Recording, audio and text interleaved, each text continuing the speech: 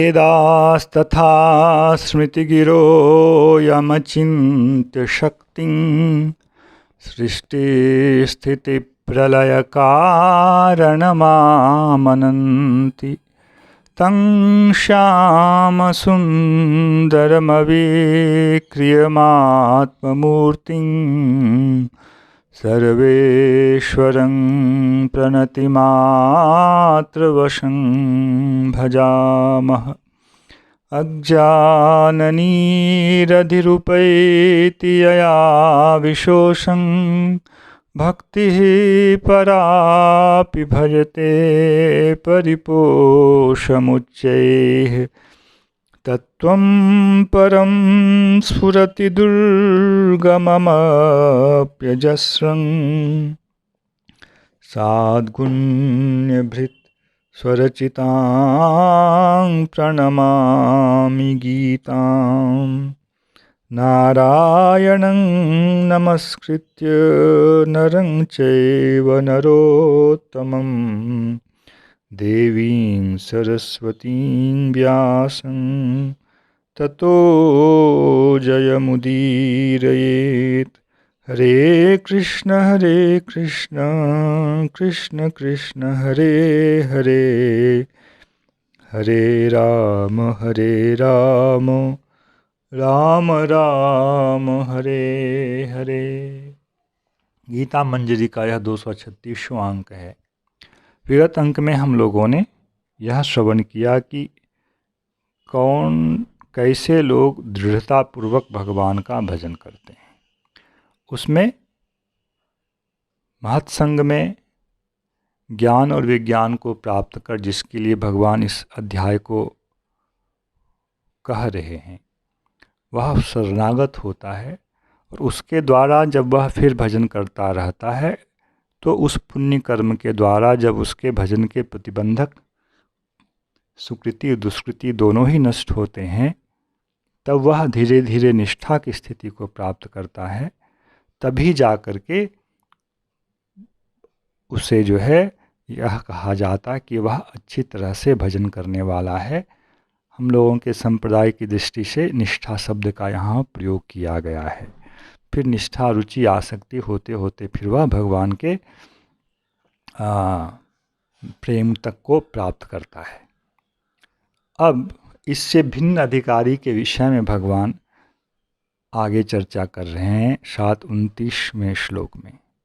जरा मरण मोक्षाय मामाश्रित्य यतन्ति ये ते ब्रह्म तद्विदुः कृष्ण मध्यात्मं कर्म चाखिलम्। जरा मरण मोक्षाय मामाश्रित्य यतन्ति ये।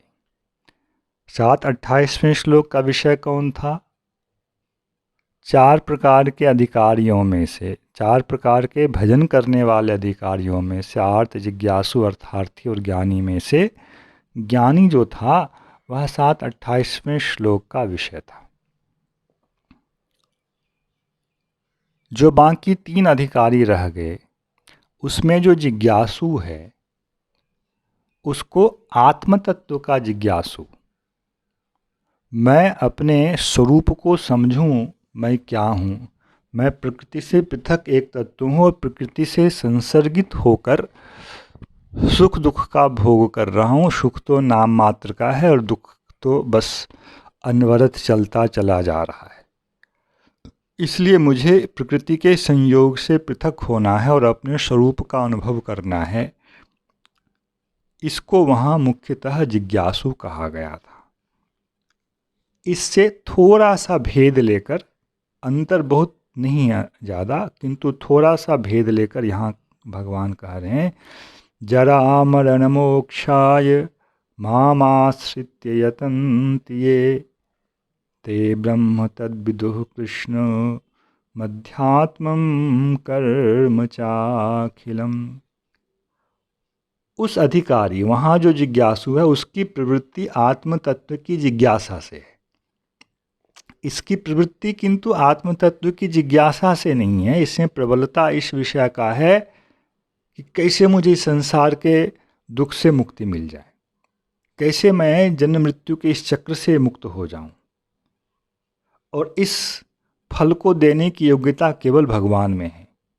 इस भावना से जो भगवान की शरण में आ जाता है, ज्ञानी होकर वह भगवान की शरण में नहीं आया है, यह भी सकाम होकर के ही भगवान की शरण में आया है, और मोक्ष ही इसकी कामना है।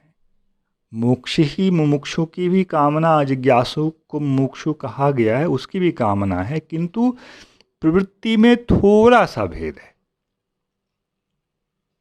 इसकी प्रवृत्ति में मुख्यता किसकी है? मैं जन्म मृत्यु के चक्र से मुक्त हो जाऊं। उसकी प्रवृत्ति में मुख्यता किसकी है? मैं आत्मा के स्वरूप को समझूं। बस इतना सा अंतर है। लक्ष्य दोनों का एक ही है, वह है मुक्ति। जरा और मरण, जरा मतलब वृद्धावस्था, और फिर मृत्यु, दोनों में दुख है। दोनों का स्मरण मात्र से ही दुख होता है। इससे मोक्ष पाने के लिए जो भगवान का आश्रय लेकर, मेरा आश्रय लेकर जो प्रयत्न करते हैं जो लोग, भगवान कह रहे हैं, ते तद ब्रह्म विदुः, वे क्या जानते हैं? भगवान ने यह नहीं कहा कि वह मुझे जान लेता है। भगवान ने मेरी शरण लेकर के वह जन्म मृत्यु के चक्र से मुक्त होना चाहता है, तो वह जानता किसको है? ब्रह्म को। क्यों? मुझे नहीं जान पाया,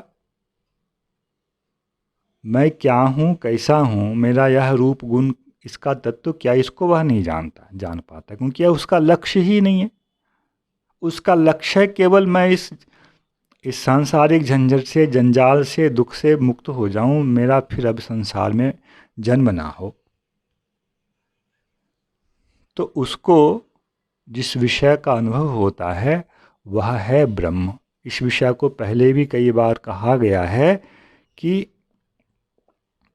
ब्रह्म और भगवान में स्वरूपतः कोई अंतर नहीं है, किंतु साधकों की अनुभूति के अनुसार एक ही वस्तु की अलग अलग प्रतीति होती है।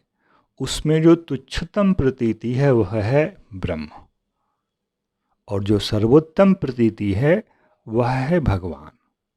बहुत स्पष्ट इन श्लोकों से इस विषय का प्रतिपादन होता है। लोगों ने बहुत कदर्थ कर दिया है इन श्लोकों का। वे लोग क्या जानते हैं? ते तद ब्रह्म विदुः। 12वें अध्याय के श्लोकों की जो थोड़ी चर्चा हमने की है, वहाँ जो दूसरे प्रकार के अधिकारी हैं, युक्त युक्ततर का विषय अर्जुन ने वहाँ उठाया है, और यह भी युक्त युक्ततर युक्ततम का विषय भगवान ने स्वयं ही उठाया है। तो पीछे वाले श्लोक की तुलना में इस ब्रह्म को जानने वाले को तो तुच्छ ही भगवान यहाँ कह रहे हैं। तो जो भगवान की, ईश्वर को केवल क्या माना, भगवान को क्या माना? ये उपाय हैं, मुझे संसार से मुक्त कर देने के ये उपाय हैं। भगवान को ही उपेय नहीं माना। उपाय के द्वारा प्राप्य भगवान ही हैं। यही मेरी सर्वोत्तमा गति है, यह उसकी बुद्धि नहीं हुई, क्योंकि वैसा महत्संग उसको प्राप्त नहीं हुआ। इसलिए यह ज्ञानी की श्रेणी में नहीं है, यह उससे तुच्छ है। किंतु भगवान की शरण लेकर यदि वह मुक्त होना चाहता है, तो भगवान की तो प्रतिज्ञा है, ये यथा माम प्रबद्धन्ते तांस तथैव भजामि। हम जो जिस भाव से मेरी शरण में आएगा, मैं उसके अनुरूप जो है उसे प्रतिदान, उसके भाव का प्रतिदान करूँगा। इसलिए जो मुक्त होना चाहता है, प्रकृति से मुक्त होना चाहता है। जब प्रकृति से मुक्त होगा तो वह कुछ जानेगा। किसे जानेगा? तो वह ब्रह्म तत्व को जानेगा। ते तद ब्रह्म विदुः। और क्या जानते हैं? कृष्णम अध्यात्मम अखिलम च कर्म। समस्त अध्यात्म तत्व को, और अखिल का भी मतलब होता है समग्र, समस्त कर्म तत्व को जानता है।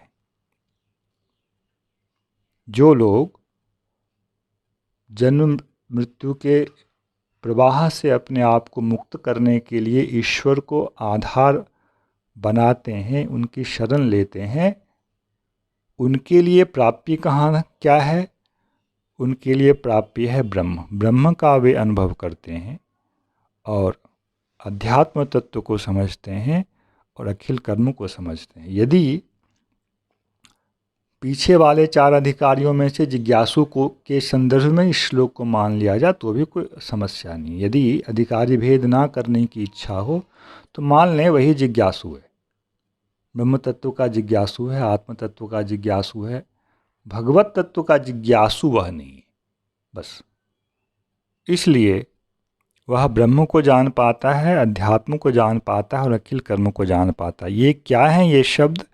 इसकी व्याख्या आगे के अध्याय में भगवान स्वयं ही करने वाले हैं 2-3 श्लोकों के बाद, क्योंकि अर्जुन भी यह प्रश्न करेंगे, वह ब्रह्म क्या है, वह अध्यात्म क्या है, वह कर्म क्या है।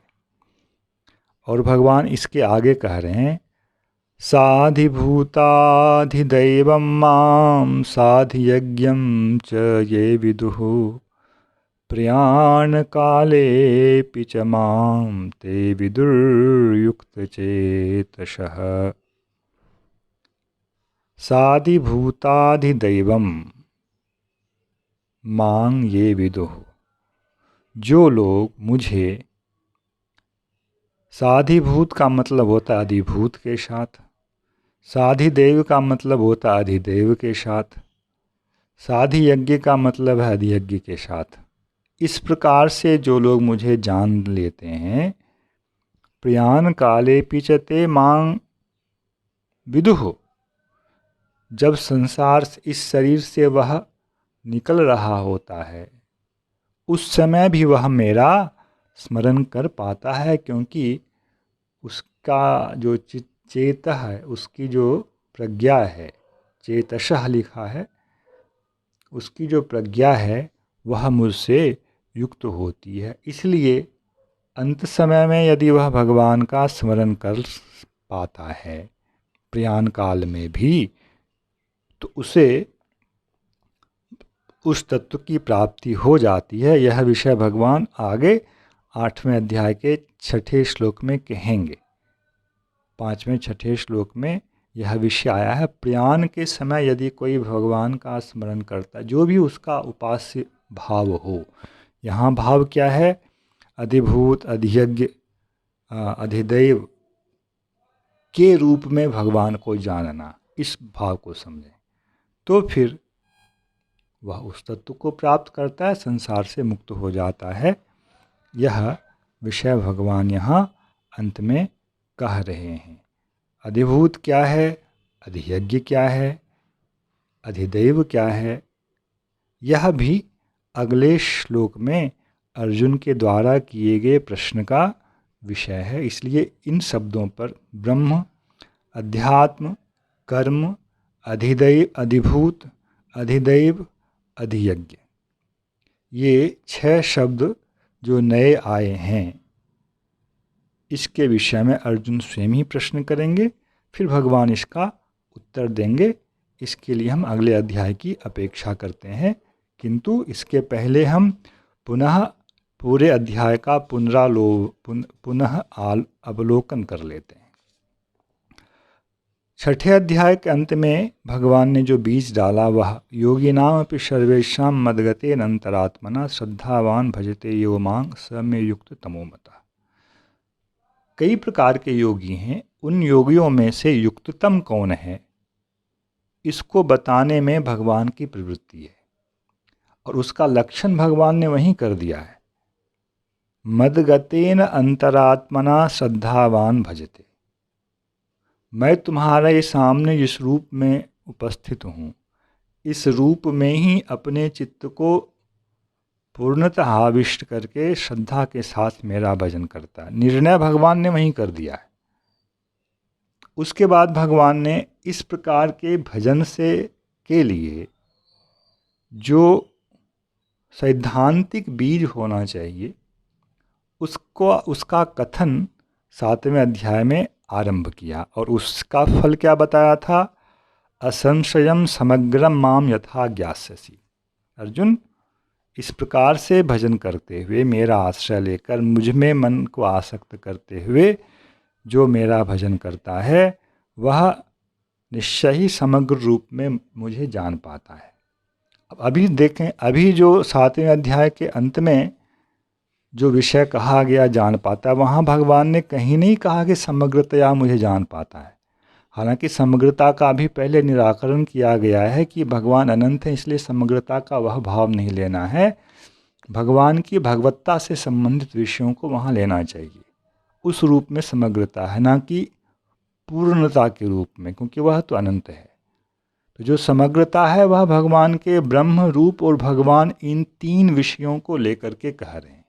भगवत रूप समग्र है, परमात्म रूप उससे कुछ न्यून है, और जो ब्रह्म रूप है वह उससे भी न्यून है। तो अभी 7-30वें अध्याय श्लोक और 7-29वें श्लोक का जो विषय आया, इसमें भगवान ने कहीं यह नहीं कहा कि माम, साक्षात माम नहीं कहा। यहाँ उन्होंने कुछ और कहा।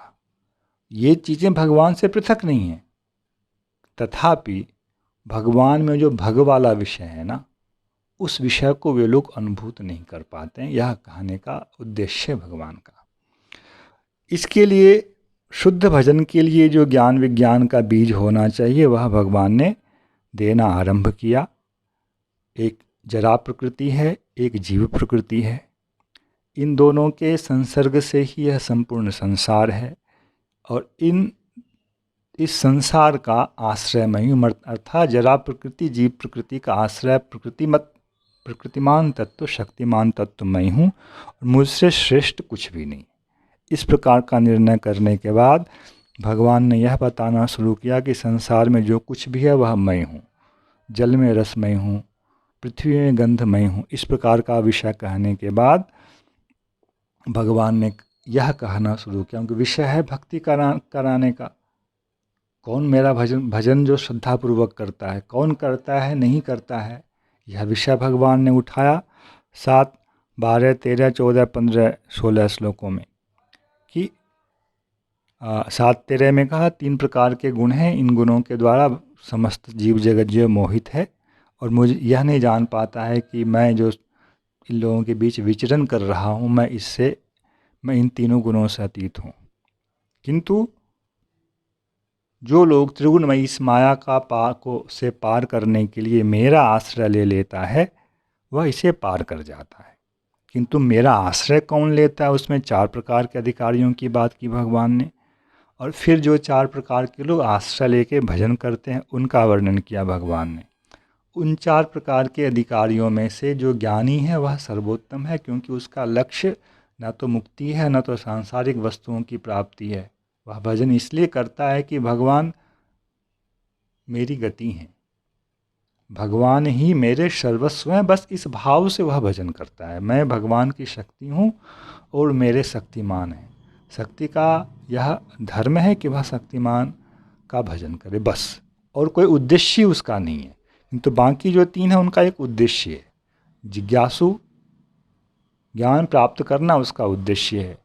आर्त और अर्थार्थी तो उसका उद्देश्य लौकिक ही है। इस प्रकार कौन भगवान की शरण में आता है, ज्ञानी ही शुद्ध रूप में शरण में आता है। और इस 4 प्रकार से बहिर्भूत भी कुछ अधिकारी होते हैं, उसका भी वर्णन भगवान ने किया कि कामनाओं ने उसकी बुद्धि का इस तरह से नाश कर डाला है, वो फिर विभिन्न देवी देवताओं की उपासना में लगे रहते हैं। चलो, ऐसा करने पर भी मैं ही उनकी उन उपासनाओं का फल दे देता हूँ, किंतु वे लोग यह नहीं जानते हैं कि वे देवी देवताएं मेरे ही शरीर के अंग हैं और फल देने वाला मैं ही हूँ। इस भावना से यदि उनकी सेवा नहीं करते हैं, उनका भजन नहीं करते हैं, तो फिर वो वहीं उसी स्थिति में अपना लोटपोट करते रहते हैं। उस प्रकार से भी देवी देवताओं का भजन करने वाले, अर्थात मेरे अंग के रूप में भगवान का अंग हैं देवी देवता, इस रूप में जो उनका भजन करते हैं उनका कल्याण धीरे धीरे होगा, क्योंकि वहाँ मैं बीच में आ चुका हूँ। फिर वह उनकी उपासना छोड़ के साक्षात मेरी उपासना करेगा, सकाम होकर के ही सही, और फिर धीरे धीरे वह निष्काम भी होगा और ज्ञानी भी बनेगा। बहु नाम जन्मनामंते के अंतर्गत ये सब विषय भी आ जाते हैं। किंतु जो भगवान के अंग के रूप में देवी देवताओं की उपासना नहीं करते, उनका फल उन लोगों की प्राप्ति है। और सकाम होकर के भी जो मेरी उपासना करता है, धीरे धीरे वह कामनाओं को प्राप्त करते हुए अंत में मुझे भी प्राप्त करता है, यह भगवान ने कहा। फिर अपने वर्तमान श्याम सुंदराकार नराकार रूप के विषय में किस प्रकार लोग मोहित होते हैं, यह विषय बताया। क्योंकि जब तक वह विषय शुद्ध नहीं होगा किसी के लिए, तब तक वह शुद्ध भजन नहीं कर सकता है। अधिक से अधिक क्या कहाँ तक जाएगा वह? अधिक से अधिक वह मुक्ति तक जाएगा, और यही लोग करते हैं। इस प्रकार से भगवान ने यह बताया कि मेरे इस स्वरूप के नाम रूप गुण जो मेरे हैं, जिसे तुम देख रहे हो, इसके तत्व को नहीं जानने के कारण लोग जो हैं अन्य प्रकार की अभिलाषा रखते हैं, मुक्ति की अभिलाषा रखते हैं, इत्यादि इत्यादि। किंतु मैं इसी रूप में अज हूँ और अव्यय हूँ। फिर भगवान ने कौन दृढ़तापूर्वक कौन भजन नहीं करता है, कौन दृढ़तापूर्वक मेरा भजन करता है, इस विषय का प्रतिपादन करके दृढ़तापूर्वक भजन करने वाले से किंचित न्यून, मोक्ष के लिए, जरा मरण से मुक्त मोक्ष के लिए प्रयत्न करने वाले को क्या प्राप्त होता है। और एक और अधिकारी को लाया, अधिभूत अधियज्ञ अधिदेव इत्यादि के साथ मुझे जानने वाले को क्या फल प्राप्त होता है, प्रयाण काल में वो मुझे स्मरण कर पाते हैं, यह विषय लाया। तो युक्ततम जो विषय था उससे किंचित न्यून लोगों का यहाँ भगवान ने ग्रहण किया। किंतु तथापि यह अध्याय एक तो शुद्ध भक्ति का है, अध्याय के 4 जो अधिकारी हैं उसमें से एक शुद्ध भक्ति का विषय है, 2 सकाम का है, और जो जिज्ञासु वाला भाग है उसके अंतर्गत वहाँ का जिज्ञासु और यहाँ 7, 29 और 30 वाला ये हैं। तो शुद्ध भक्ति नहीं होने पर भी इनको प्रधानीभूता भक्ति वाले के अंतर्गत रखा गया है, क्योंकि अपने लक्ष्य को पाने के लिए इन्होंने भक्ति को ही प्रधानतः अपना साधन बनाया है। पीछे जो ज्ञान योग और कर्म योग की चर्चा हुई थी उसमें भक्ति की गौणता थी, प्रधानता नहीं थी। इस प्रकार से 7वें अध्याय से विषय अलग हुआ है। प्रधानीभूता भक्ति और शुद्धा भक्ति का विषय यहाँ से अब चलना आरंभ हुआ है, जो 22वें अध्याय तक चलता रहेगा। तो कर्मयोग ज्ञान योग की तुलना में भक्ति योग उत्तम है, उसके द्वारा लोग युक्ततम होते हैं। और उसके अंतर्गत भी एक शुद्धा भक्ति है और एक जो है शुद्धा भक्ति से किंचित न्यून प्रधानीभूता भक्ति है। इसका वर्णन भगवान ने किया। अब जो 6 पारिभाषिक शब्द हैं, इसकी क्या परिभाषा है हम लोग आगे श्रवण करेंगे। जय श्री कृष्ण। हरे कृष्ण कृष्ण कृष्ण हरे हरे, हरे राम राम राम हरे हरे।